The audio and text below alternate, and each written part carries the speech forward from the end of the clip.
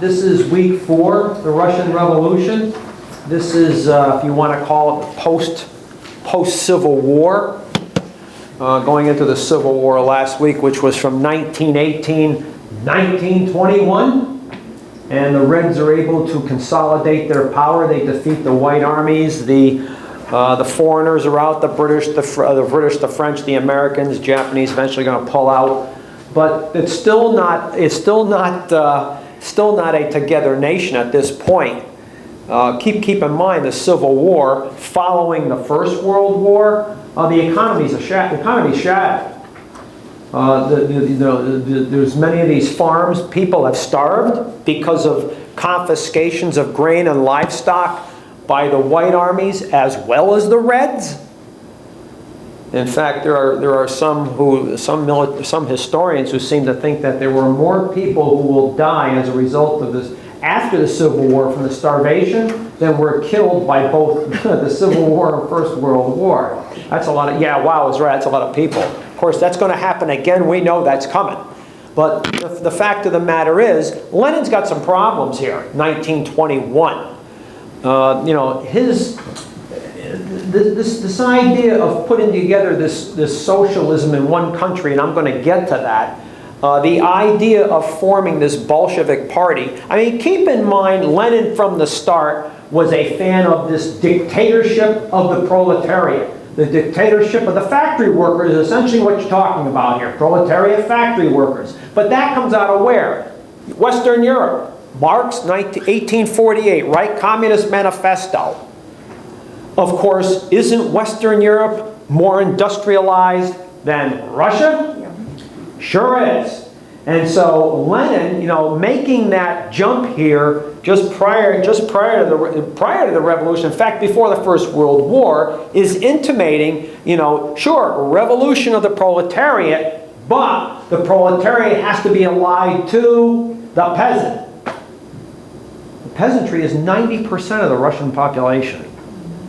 Compared to Russia, Russia's not as industrialized as Western Europe. Which is why Mr. Stalin's going to act the way he will after 1927. Not being a dumbbell, he understood that Russia was the least industrialized, least organized, least prepared for the war in 1914. I mean, when the Tsar can mobilize 6 million men and 4 million have rifles, how is that going to work? Not too well. Stalin's attitude is going to be not on my watch. But you do have a problem here. Keep in mind, Lenin will move the capital in 1918 of Russia from St. Petersburg to Moscow. That's really a brainstorm because now he has centralized the Bolsheviks. Whereas the white armies, I mean, you had Admiral Kolchak in Siberia, you had General Yudenich to the southwest, and so the white armies are split. And yet again, like the Reds, they're confiscating grain and livestock to feed their armies, yet the peasants understand, many of them do, that the white armies have no intention of giving the land to the peasants. That was part of the Russian Revolution, which Lenin understood. Back in the fall of 1917, we got to support the peasants. They're taking the land now. They're not waiting. They're not waiting for the provisional government. They're not waiting for the Petrograd Soviet. They're grabbing the land now. I was just going into that with my Russia history class this morning over in New Canaan, and talking about going into why Russia is authoritarian government. Why do they constantly have authoritarian governments? They don't have a democratic background of any consequence.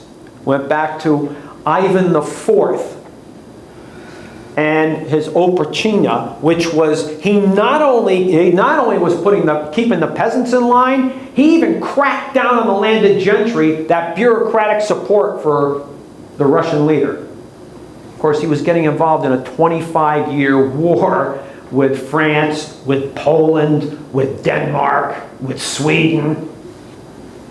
And so he was even taking land and wealth from the boyars or landed gentry. And this is going to lead to the time of troubles. It'll lead to the Romanovs, and then it's going to lead to a new string of laws, which is going to lead to serfdom, and people are tied to the land. They can't leave the land they're on.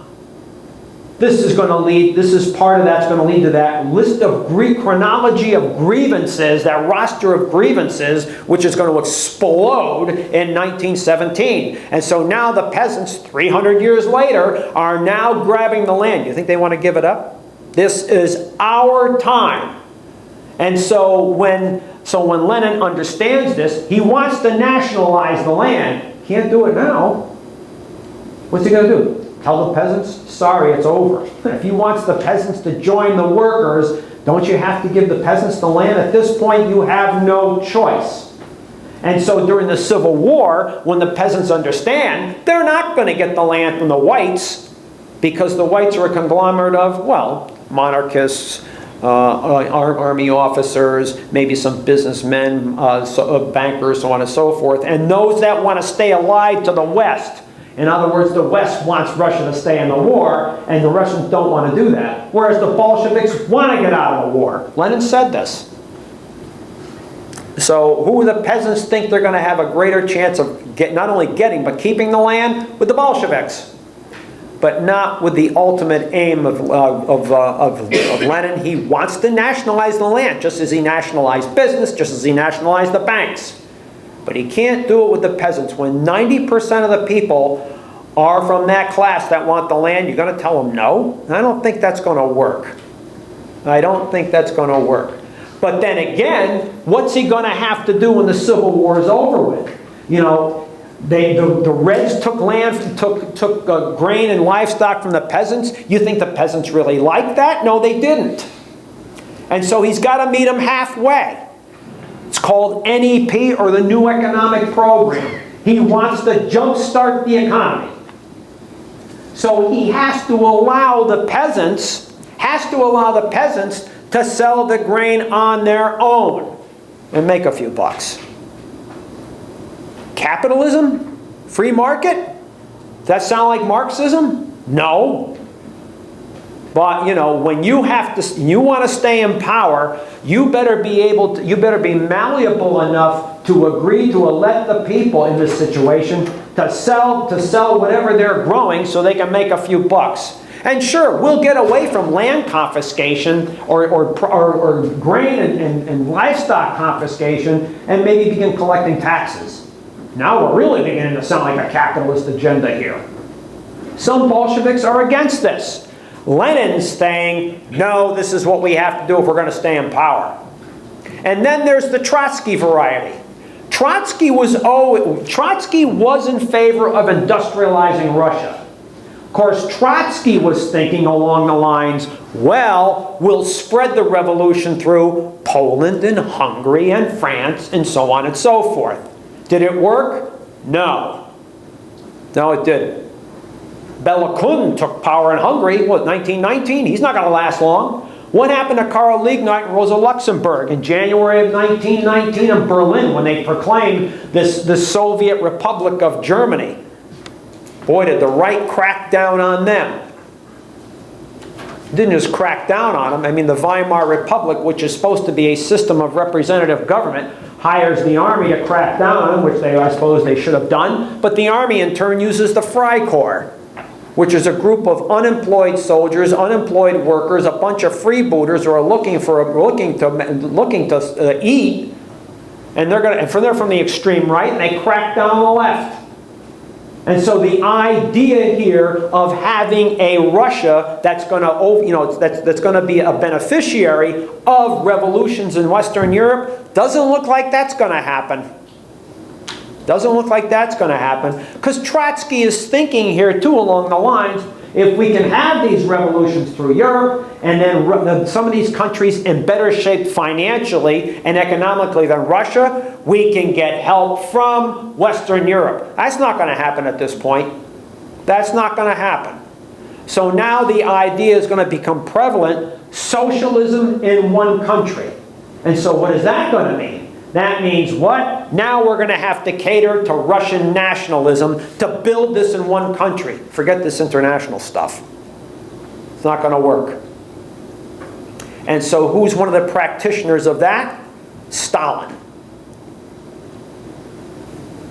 You know, he's part of the Politburo. Keep in mind, you know, there was an assassination attempt against Lenin in 1918. After that, he's going to suffer a series of strokes. And so he's in the Politburo, but is he becoming sicker and sicker and sicker? Yes.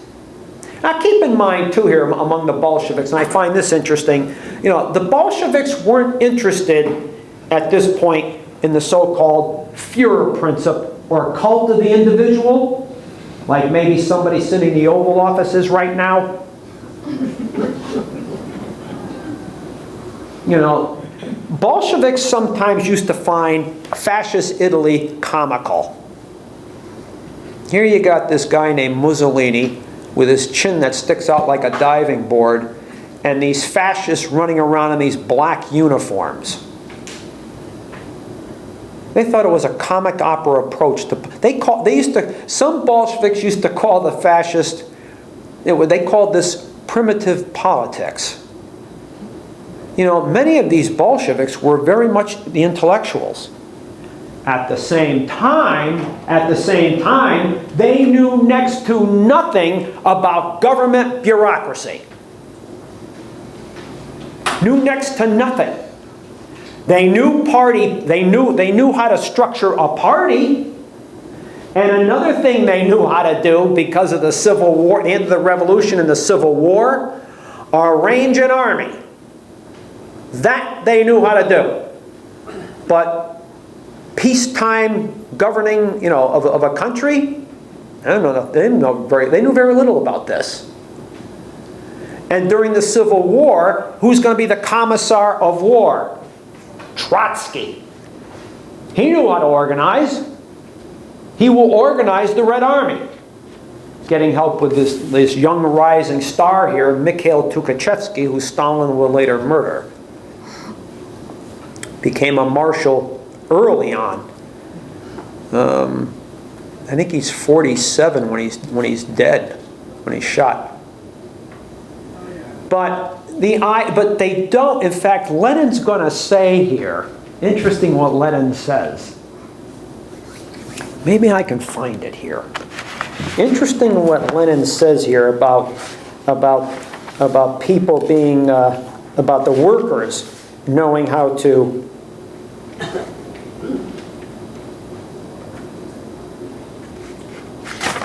Let me say that here. Anyway, he says government bureaucracies, after they've been in for a while, develop a culture. A culture of the bureaucracy? He says Bolsheviks don't know anything about this.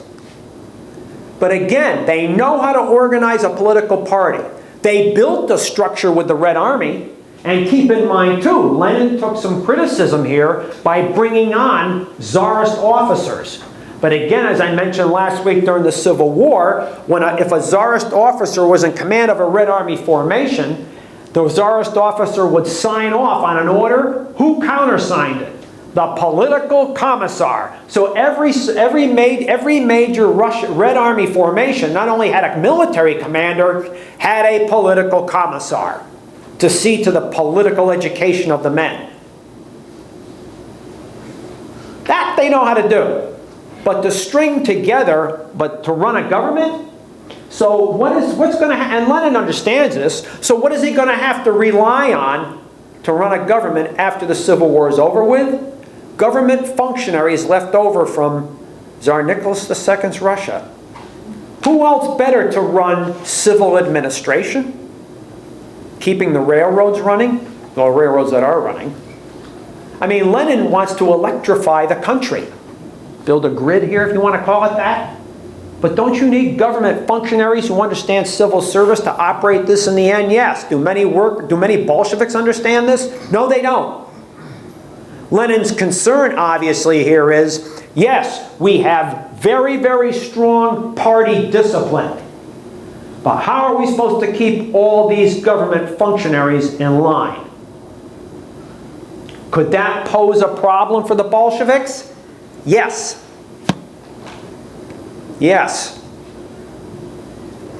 And so that's one of Mr. Lenin's dilemmas.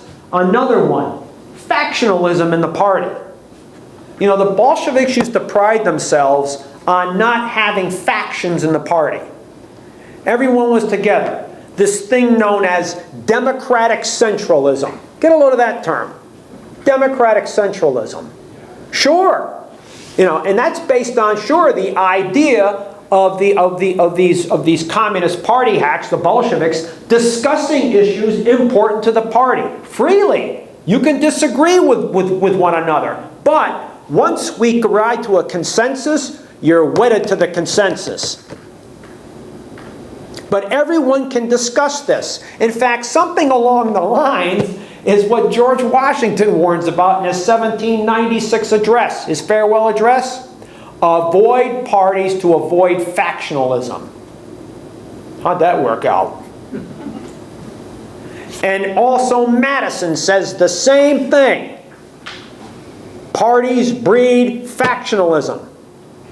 I mean, keep in mind that the Constitutional Convention in 1787. Do you honestly think all the founders got along? No. But if you want to fast forward to the Bolshevik idea, democratic centralism. Did they discuss all of this before coming to a conclusion with the Constitution and Bill of Rights? Yeah, they did. Well, this is the same sort of thing Lenin is preaching.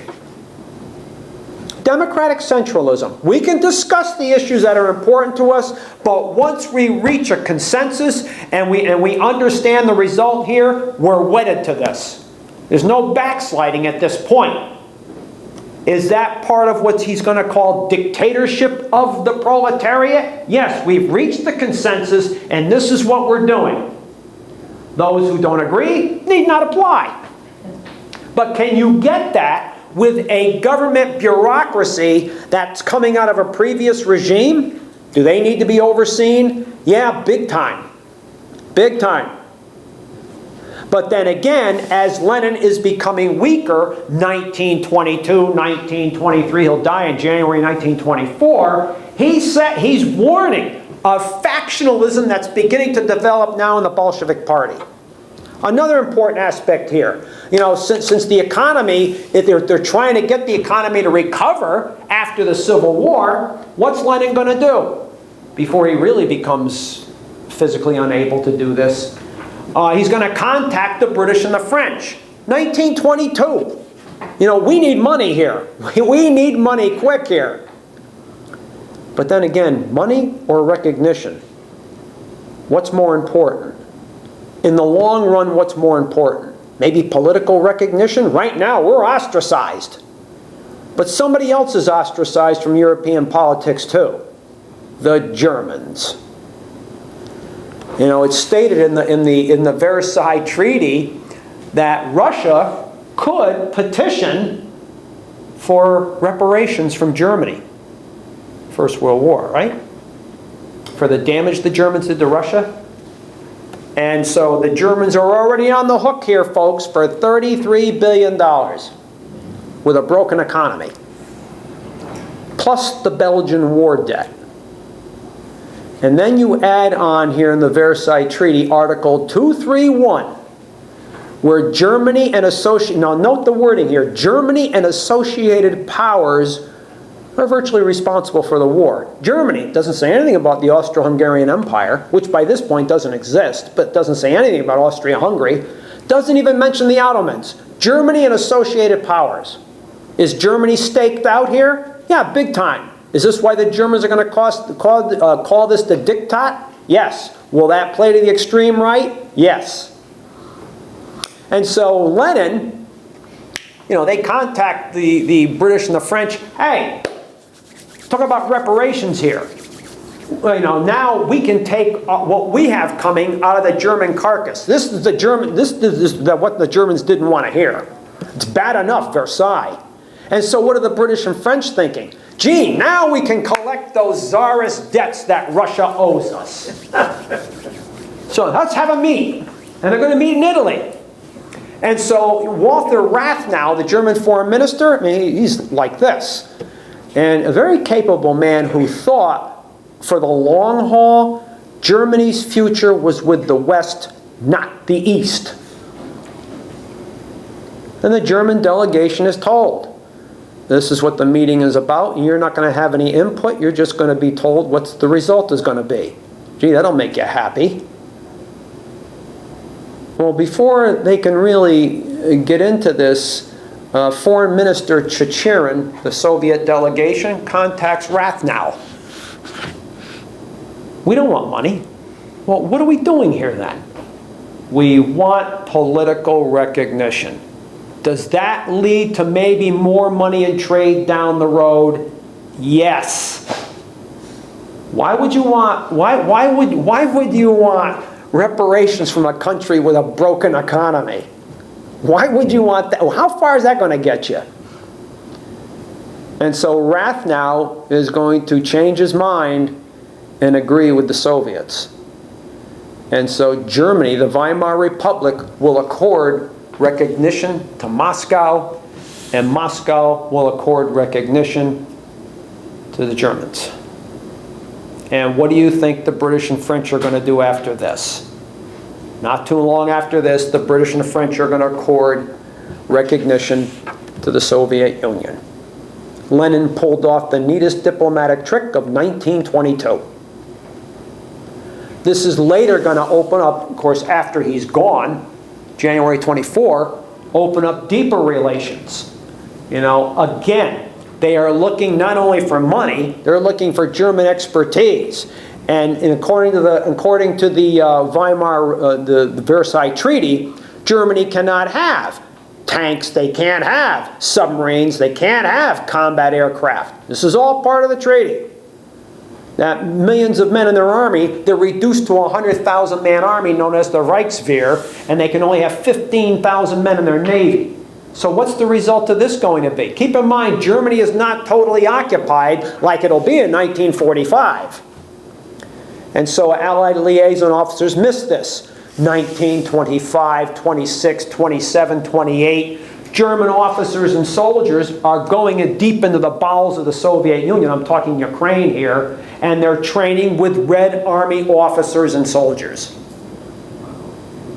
Some production facilities will be built. Airplanes, tanks. Germans are training on weapons they're not supposed to be training on. Armored cars. They're forbidden this with the Versailles Treaty. But what are the Russians looking for?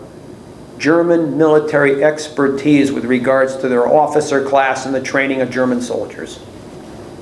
It's almost like they're training, they're training for 1941. Of course, that's not seen at this point. And so Germans are in deep in the bowels of Russia training with Red Army soldiers. And plus the idea here is too, okay, well, we're eventually going to send Russian raw materials to Germany. And keep in mind, 1923, 24, the Dawes Plan, the German economy begins to turn around here. And so German finished goods will go to the Soviet Union. It's almost like part one of the Hitler-Stalin Pact in '39. By 1923, 24, the Russian economy is beginning to turn around here. This idea of building socialism in one country is gaining credence here, especially when you begin to open up relations with other countries. Trade here. Wall Street will begin investing a bit in Russia. Hard currency, right? American dollar. Isn't that helping to turn Germany around? Yeah, of course it is. Americans are investing money into Germany, buying up some German bonds, which in turn helps to jumpstart the German economy. The Germans begin paying the reparations, and the British and French and Belgians perhaps paying us, and then we take some of that money, reinvest it in Germany, and the dollar's doing this. Everyone's happy. However, here, there's another issue in Russia. The idea of the peasant being able to sell his own crops and also at market conditions. That's capitalism. And so people like Stalin, are a little concerned here that you're going to create a class of wealthy peasants. I don't know, how many peasants do you know in history that have ever been really rich? The so-called kulak class. They're going to call the kulaks. Now, are there going to be peasants who are going to make a few bucks, maybe buy a few animals or two, maybe buy some more tools, able to grow more of their crops, able to sell more of their... Yeah, what's wrong with that? What's wrong with that? Aren't the peasants happy then? Yeah, one would think. One would think. But again, that's another thing. Having foreign investors investing in the Russian economy. The Soviet government, this fledgling government, will offer concessions to foreigners to invest in Russian businesses. Is that transforming the economy? Yes, because it's an important, and they're doing this because of an important thing that happened after the First World War and after the Civil War. You know, again, the economy was shattered. Russia in 1917 had 3.6 million workers, industrial workers. By 1921-22, they're down to 1.7 million. You know, and the idea here is, and some of these people who were workers are going back to the farm. That's not what the Bolsheviks want. The Bolsheviks are trying to transform the economy and make it less rural, more urban, because isn't that where the factories are going to go? Isn't that where there were conglomerations of people? Yeah, of course.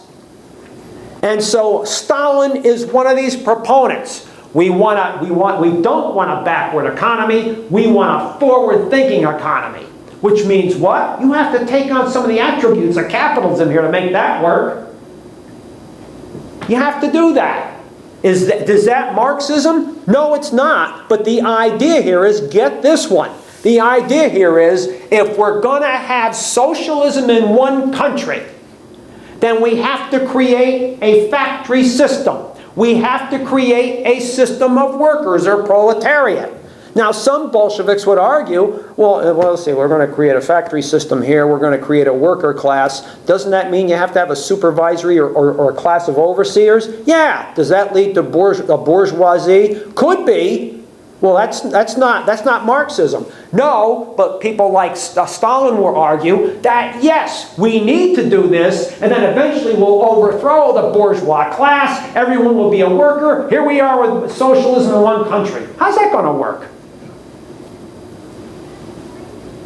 I mean, these are the discussions that are going on here. Trotsky.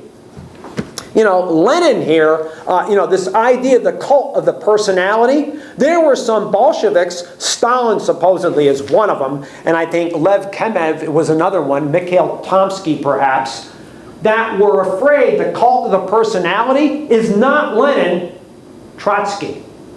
Isn't he sort of a charismatic figure? Isn't he a great orator? Didn't he lead the Red Army? Yeah. Does that make him somewhat of a hero to some people? Yeah, it sure does. Not even Lenin had the cult of the personality. Not until after he was dead. Why? Well, people like Stalin, aren't they going to say, well, I helped Lenin. So how are you going to accentuate that? Turn Lenin into a god, for crying out loud. Lenin didn't enjoy that when he was alive. It's almost like the Jesus story to a certain extent. The day Jesus died, that was a non-starter. Who cares? But who brought it to light years after Jesus was dead? The disciples? Isn't the same sort of thing happening there? Yeah. Interesting how this works. Interesting how this works. And so as this factionalism, which Lenin was quite right to be concerned with, begins to develop, even the Politburo is not immune to it at this point.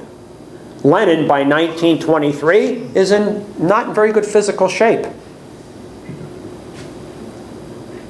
And so you have people like, in the Politburo, Leon Trotsky, Commissar of War, Joseph Stalin, General Secretary of the party,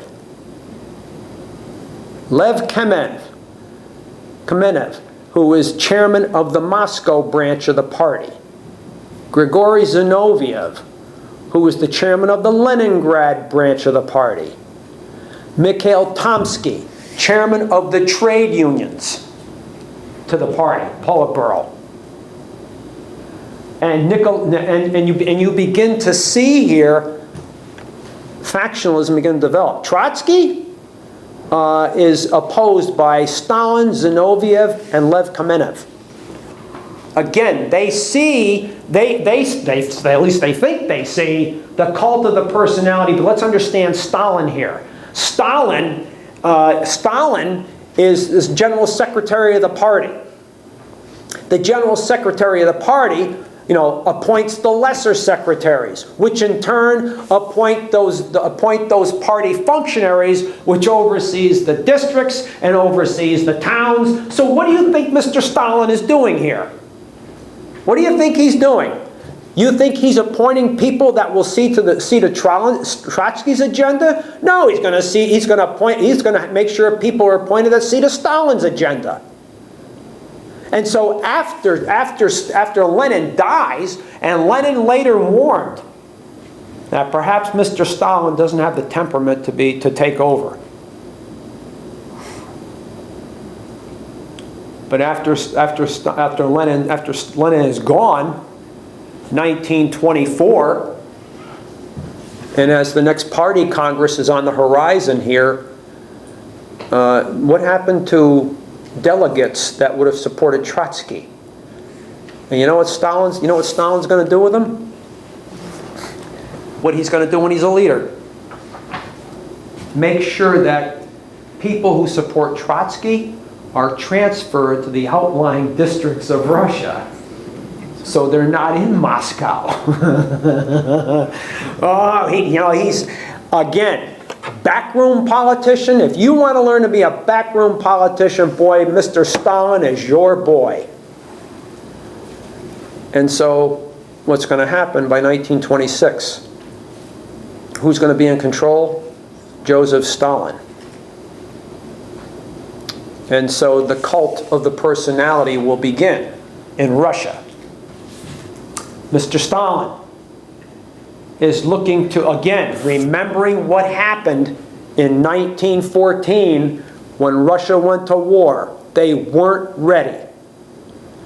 Next time, they will be ready. And what Stalin will do is, he will collectivize the peasant. He's going to begin to pinch some of their grain and some of their livestock, beginning in 1927, the collectivization of the peasants. He's going to begin to sell some of this. And keep in mind, Stalin is a practitioner of urbanizing the Soviet Union, moving people from the farms to the cities to go to work in the factory system he's going to build. And he's going to bring in American, British, and French engineers to organize these factories. The days of this country being an agrarian backwater, that's over with. We have to do in 25 years what it took the United States to do in 100. And how else is he going to do this? Favorite tactic of Stalin. Let's create an environment of fear. Now, keep in mind, the Comintern, the Communist International, is still trying to spread this influence, this Soviet influence overseas. Well, in 1926, British police authorities cracked down on the Soviet trade mission. Why? Because the Soviets were probably spying on Britain. In the late 1927, Chiang Kai-shek cracks down on the Chinese communists. And so Mao has to beat feet into the hinterland. A Soviet diplomat's assassinated in Poland. You know what Stalin's going to do with this? The capitalist world is against us. Socialism in one country. He's using these incidents to create this fear. So that's justification for him to organize the peasants into collectives, almost like it's a war measure.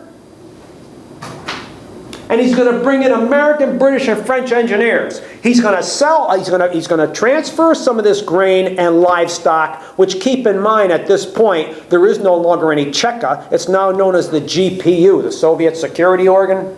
confiscate some of this grain and livestock, transfer some to the city, export some overseas for hard currency.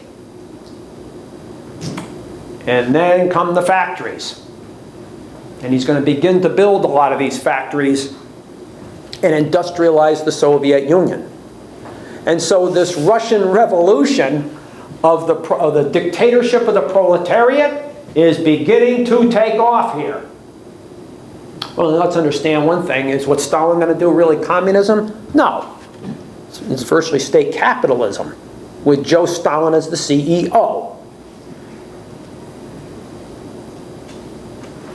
And so Lenin's idea of a dictatorship of the proletariat is now being prostituted by Stalin for his own agenda. And so he will go against. There was a triumvirate at one point against Trotsky. It was Stalin, Zinoviev, and Kamenev. Now it's Stalin by himself, but that's irrelevant because a lot of the government positions have been staffed by people who were allied to Stalin. And so people like Lev Kamenev, even Nikolai Bukharin, Mikhail Tomsky, people like this, they're not going to have the power they once had. The idea of factionalism is now the reality in Russia. And Stalin's going to bring up people like Vyacheslav Molotov. And as he begins the purge of the party in the 30s, newcomers like Nikita Khrushchev, Leonid Brezhnev, Alexei Kosygin, and they're going to replace the old line Bolsheviks. This is new blood for Stalin's new Russia. Keep in mind, Mr. Stalin understands that there's another war coming, and that Versailles is the biggest fraud ever instituted on modern man. He's not stupid, he understands this. And another man will understand this when he takes power in 1933, and that's Franklin D. Roosevelt. And another man will latch on to this as we go along here, and that man is Winston Churchill. Any surprise that they're going to wind up being the big three here? Shouldn't be. So it's interesting the changes that are taking place here through the 20s going into the 1930s. And so this thing known as the Soviet Union, is it really, as John Reed would later say and others like him, the workers' paradise? I don't think so. Now I'm going to get into this deeper in January when this will be followed up with Stalin's revolution. Stalin is one of the most fascinating characters to come out of the 20th century. He truly is. As he was known here, Uncle Joe during the war. It's fascinating what came out of the Russian Civil War. I mean, this idea here of this socialism in one nation. Forget the international spread of communism. We need to set this up here first at home. And that's exactly what Stalin's going to do. Amazing saga going on here. And as he purges the old line Bolsheviks, the people that are coming on. It's fascinating to see. Anybody have any questions or comments here? Yes? One thing I don't understand about dictators is they all seem to lack an understanding of economies of scale, supply and demand, how to create international trade. They're politically savvy, but right. You know, I mean, the whole idea is to create wealth, and you know, for who? Well, no, hopefully for everybody, but it just, you know, what wealth they do create seems to be keep the thumb on the people, and whatever wealth there is, you know, it gets into the little cadre of leadership, you know, like Venezuela.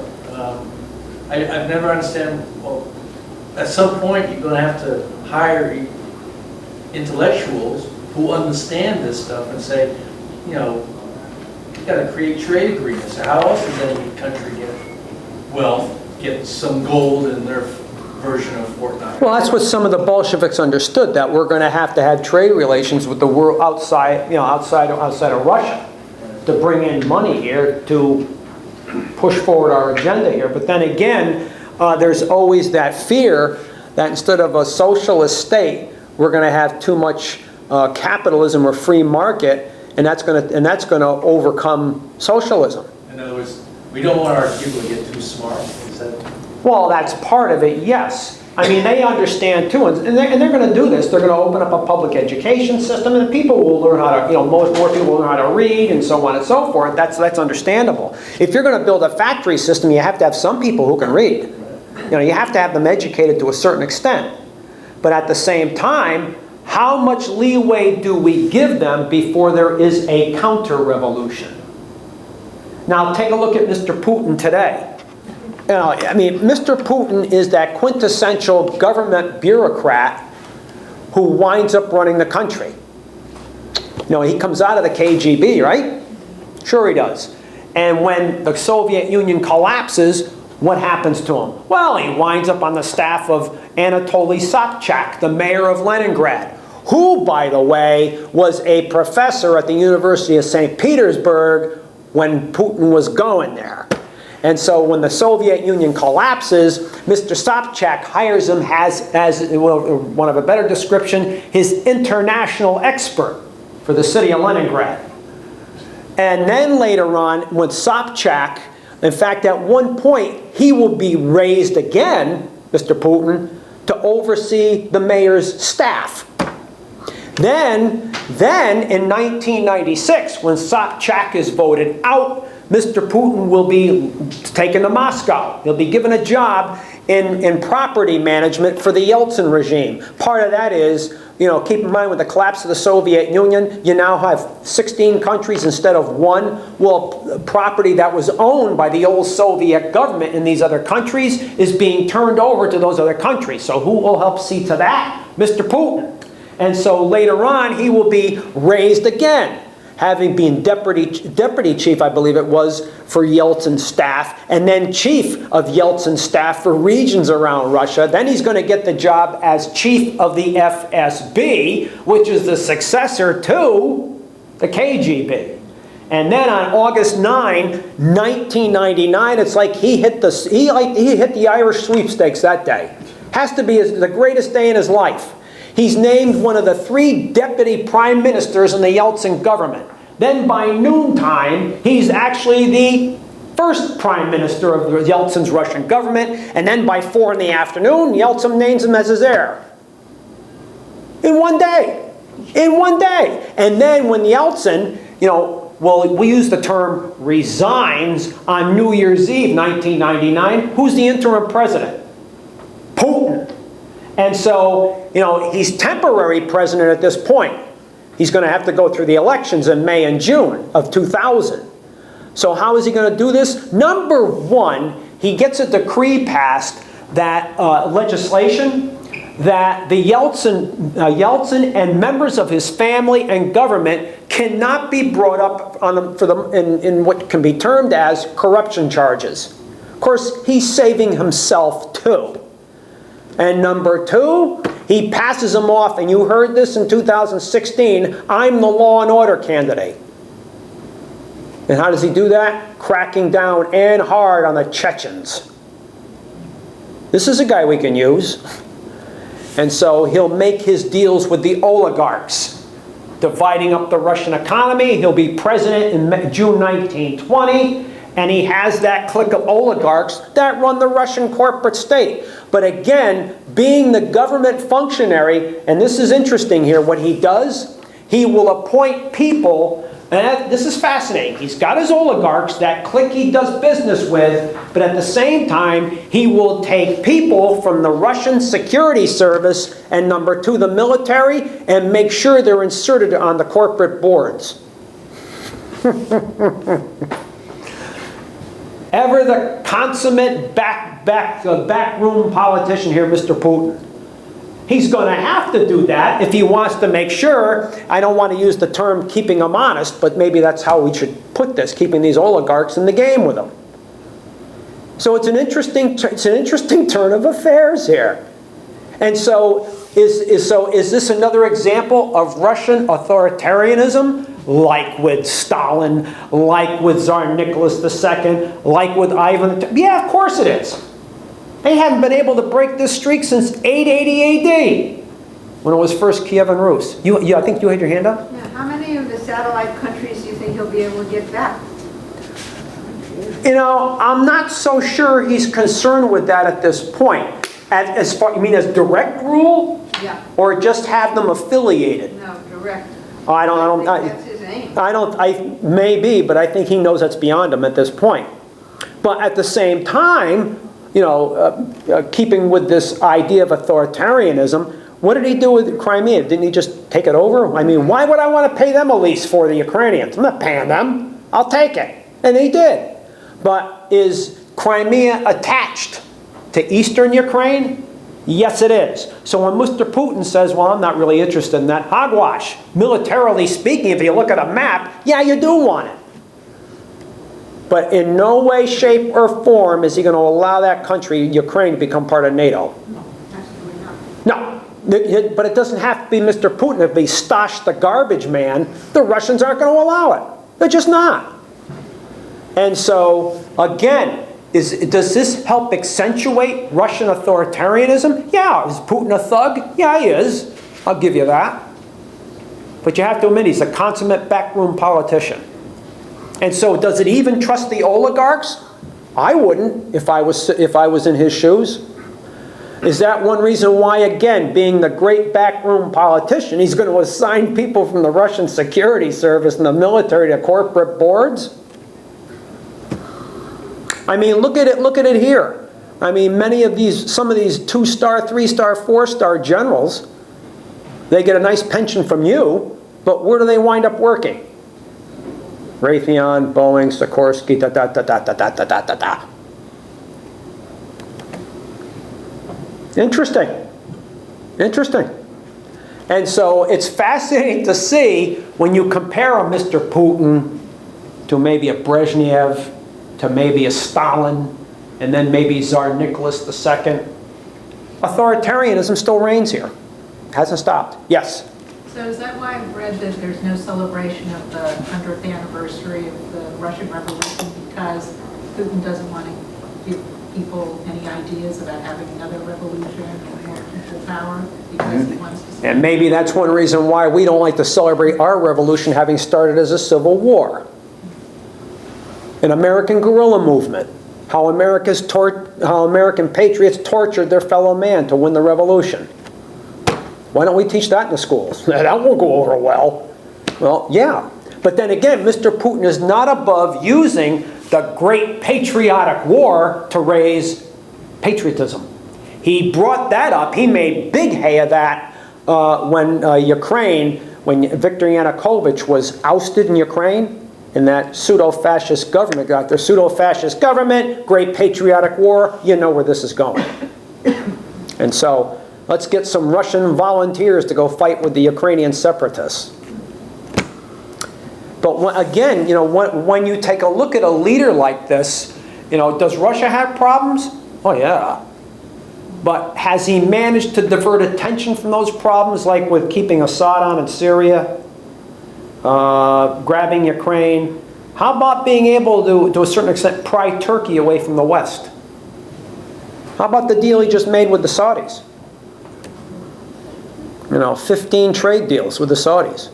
And now the Saudis are going to produce Kalashnikov. They got the license to produce Kalashnikov assault rifles in Saudi Arabia.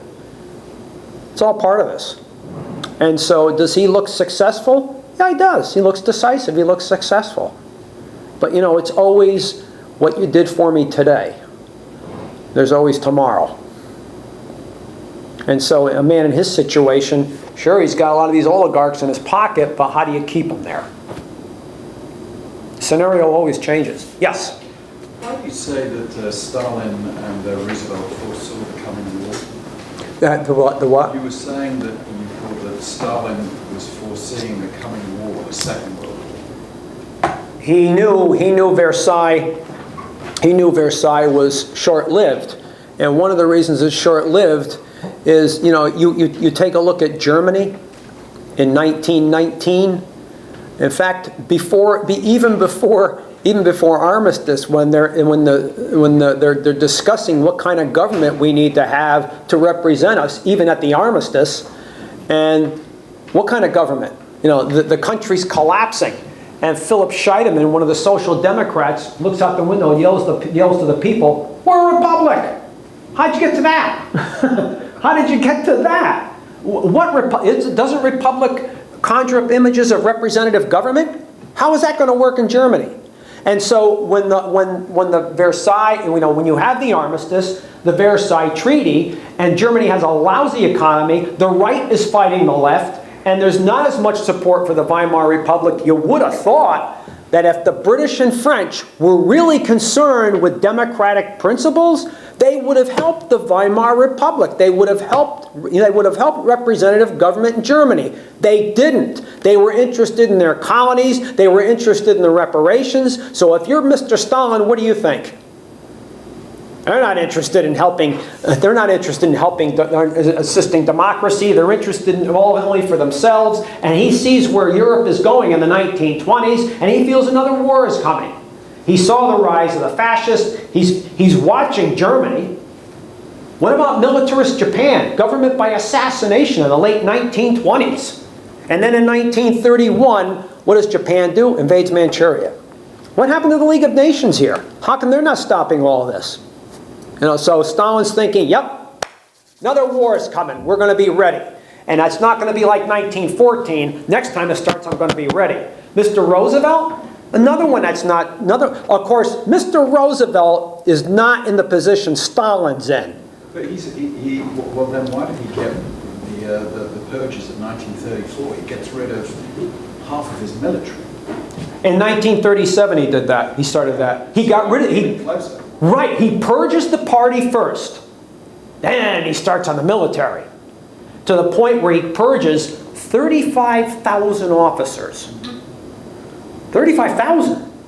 And you know, it's interesting, all the top military commissars, there were 11 of them.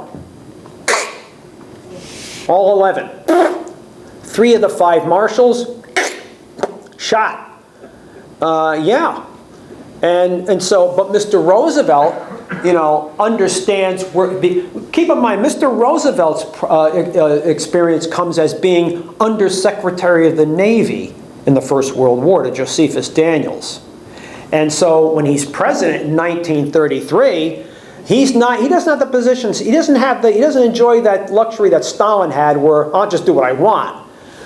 You know, Mr. Roosevelt sees a population here that does not want to get involved in the war. You know, we've already been there in 1917, 1918, been there, done that, don't want to go back. And so Mr. Roosevelt and the American people are looking to get out of the Depression. But how is Mr. Roosevelt going to do that in the end? Military production? And so he has to tread carefully here. And so you begin to see this chronology of events in this country. 1935, the first B-17 flies. 1937, the first of America's new fast battleships are laid down in the American shipyards. 1939, the first B-24 Liberator flies. Another heavy bomber like a B-17, but with a longer range. 1940, the Congress authorizes the Essex-class aircraft carriers for the Navy. You see where we're going here? In dribs and drabs, we are drifting toward, because the war has already started in 39. And so we are drifting toward what? Another war. And so we will be that so-called arsenal of democracy. Yes? I think if Stalin's preparing for war, why did he decimate the military in 37? The Nazis, you know, the SD, the Sicherheitsdienst, which is the SS. At this point, the SS is growing into a state within a state. They have the Gestapo, which is like their version of the FBI. They also have the SD, which is their version of a CIA, if you want to use that comparison. And they plant information that Mikhail Tukhachevsky had been commiserating with officers from the West. Well, what do you think happens? What do you think happens when officers in one country meet with another? Don't you foster relationships here? Of course that's going to happen. But Stalin being Stalin, the paranoid guy that he is. They have already purged the party, let's purge the military. And that's when he starts. And he'll purge 35,000 officers. And the Germans pick up on this when German officers begin to meet Russian officers when they divided Poland in '39. And they begin to send reports back. These guys don't look like they're the professional army that maybe you think they are. And Hitler discounts it. He changes his mind when he sees what the Finns do to the Russian army at the beginning of the Russo-Polish War, the Finnish-Russian War. And he begins to change his mind. Yeah, maybe my officers were right. Maybe those purges. And so when Hitler beats the French in 6 weeks, all of a sudden Stalin, we better start revamping here. And he's going to bring in some, fortunately for the Soviets, they were fortunate. They had a crop of younger officers coming up that will fill the bill. Zhukov, Rokossovsky, Ivan Konev, Vasily Chuikov. They were fortunate. They really were fortunate. Some of these guys who were in the outback of the Soviet Union survived the purges. And they will save the country. Soviets were fortunate. But yeah, and of course Churchill's going to notice after the Rhineland that, in 1936, that Europe was going to be going into another war. Oh. I think he was doing it before that. Well, yeah, but the poster child expression was, well, you didn't kick Hitler out of the Rhineland, and 50 kilometers from the border of France, the Rhineland was supposed to be demilitarized. And so what did Hitler do? He's testing the waters, Hitler. That's what he's doing. And so, some of his generals were, well, supposing the French mobilize 100, they could mobilize 100 divisions. And Hitler sends in what, 2 battalions? What are 2 battalions going to do against 100 divisions? Get squashed? And so Hitler says, what are we going to do? Pull out? The French don't mobilize, Hitler stays. And so, yeah. And so is this a concern for people like Stalin? Yes, who is constantly telling his people, the capitalist West would like nothing better to see the Soviet Union and Nazi Germany go to war so they could just march in. And he's going to keep this going. He's going to keep the fear up. So, interesting what he does. Fascinating. And yet, Lenin is it's after Lenin dies where you get that cult of the personality of Lenin. With some people turning him almost into a god, for crying out loud. But that's not how it was when he was alive. He allowed other members, the inner circle of the party, to criticize. They would discuss matters. Again, that was called democratic centralism. Of course, after that, that's over with. Do you think that Hitler was too, do you think that Roosevelt was too sick at Yalta? He was on a walking deathbed then anyway. Yeah, I mean, he's going to... Do you think he gave in to too much? I don't know if he gave in. I mean, at this point of the war, February 45, it's more or less assured that the Germans are going to be losing this war. And, but he had enough energy after Yalta to understand that, when he made the deal with Abdulaziz ibn Saud Valentine's Day, that oil was going to be a stalwart in the jockeying for power after the war, and it's better that we control it, whether it's our own supplies or foreign supplies, which is why he makes the deal with Saudi Arabia. And so did he trust Stalin in the end? No, probably not, which is why he's going to make the deal anyway. And so, I think he was healthy enough to do that, but he was dying at this point anyway. And then the war took a lot out of him. It took a lot out of him. I guess you could safe to say the war's going to kill him in the end. I mean, there's a lot of pressure here. There's a lot of pressure here. But then again, if you think back that yes, you can make agreements as to where you think the armies are going to stop. But don't military offenses take up a life of their own? So who knows where the armies really are going to stop? And so we better make the agreements now. I'm talking 43, 44, yeah. That's hard to say. You don't have a crystal ball, well, the Nazis are going to collapse such and such a day, so we know where the armies are going to stop. No. No. So, is all that in the background? Yes, it is. But I don't, I think Roosevelt understood that the British Empire was doing this, and the United States and the Soviet Union are doing this. And I think he made the best of the situation he could. And Stalin did have somewhat of a partner here. I think he understood that Roosevelt knew that the Soviet Union was becoming a power broker on the world scene. And I think he understood this to the point when Roosevelt died, not trusting anybody anyway. He sent a cable to Eleanor saying, have an autopsy done. He doesn't trust anyone that calls their mother a bitch and doesn't see her for 40 years, what do you expect? Have an autopsy done. Apparently, Mr. Stalin doesn't understand that we are not that way, is her reply. Yes? It just seems to me that Roosevelt, like Lincoln, having survived the war, probably had a vision of a new world order and what the program was going to be. Lincoln obviously the war took a toll on him, so I suspect they probably had a foreboding how things were going to be, and started to think in terms of that reconstruction, whatever it's going to be. Yeah, and knowing full well they may not. But then again, that's interesting too. When the South is occupied after 1865, and the South want Union troops out.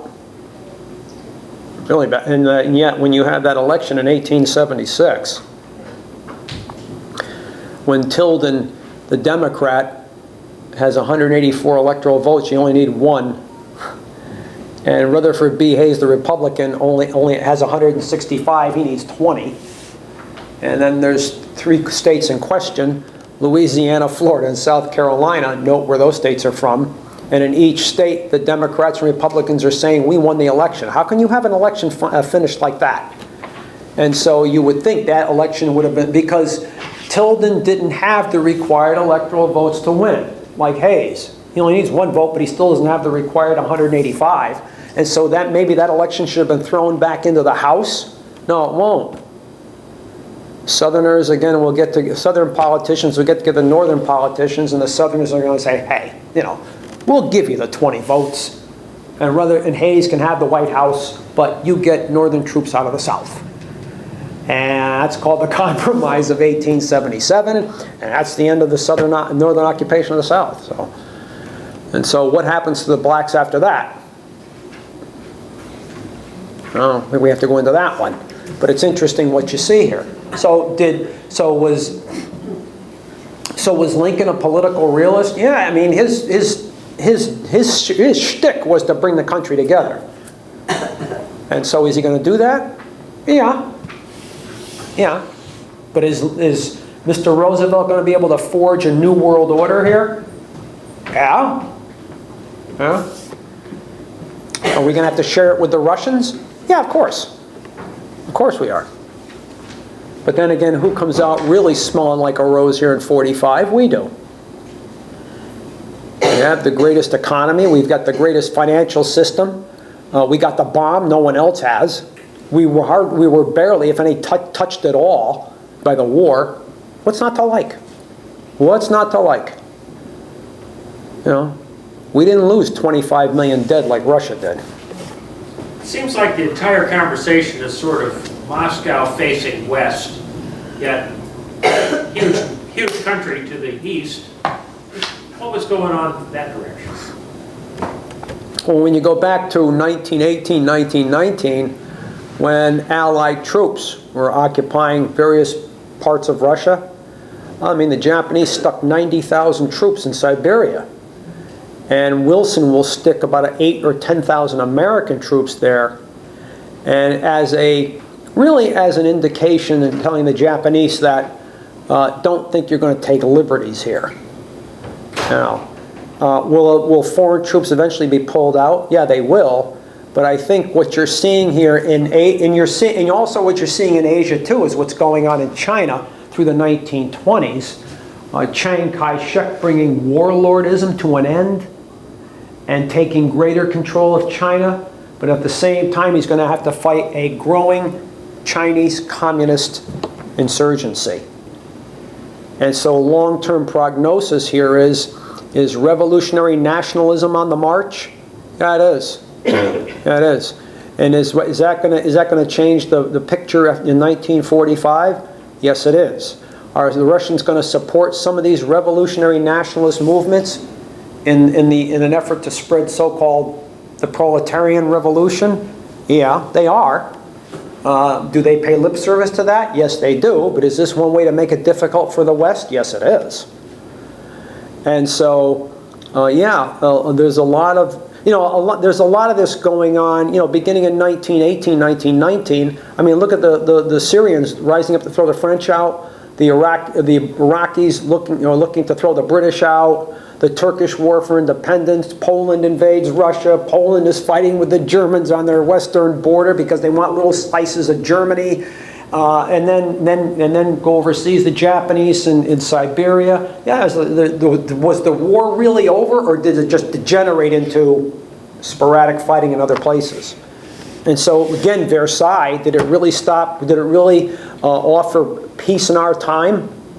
No, because now it's opened up another can of worms. When you had and the Bolsheviks come out of this. When you had that central authority, that ruling clique of monarchs in Europe overseeing these vast colonial empires, what happens when they're gone? That leaves a void. And so who's trying to fill the void? The Bolsheviks, the fascists, the Nazis, the Japanese militarists. Yeah, so now does that change the board? That changes the plan. That changes the board. It changes the field here. But that central authority is gone. And so now with this virulent nationalism, people want their own country. Of course, how they go about getting it. And that creates new centers of power. So it's interesting what you see going on here in that chronology of events here. 1914 till now. But yeah, it's interesting. Interesting. Anybody else have any questions or comments? No, I guess we're done. Guess we're done. Thank you. I will be back here in January doing Stalin's revolution. I'm going to get deeper into Mr. Stalin here. He's a fascinating character. And then I'll be back here in March. I'll be doing the 3 Wednesdays in March. Monday. The last 3 Mondays in March, first Monday in April. The politics of the dollar. Politics of the dollar. The dollar. Yeah, that'll be a fun one. Getting into dollar diplomacy and so on and so forth. The economics of it all. Well, how the dollar was used as a bludgeon. That's basically what it's going to be. Now I'm going to get into a little bit of George Kennan and the Marshall Plan, how he helped fashion that, so on and so forth. And the petrodollar, I'm going to get into that too. The January will be on a Monday also? Right. Every Monday in January at 3 o'clock. Same bat time, same bat channel. And the March thing will be On Monday afternoons, 3 o'clock. So, Same time. today is the last day. Right. Yeah, we're done with the Russian Revolution. We're finito at this point. But then when we come back in January, it's Mr. Stalin. So I'm going to focus on him. Get into a personal nature of him too. I'm going to bring that in too. He's a fascinating character. He really is. Otherwise, have a good Thanksgiving.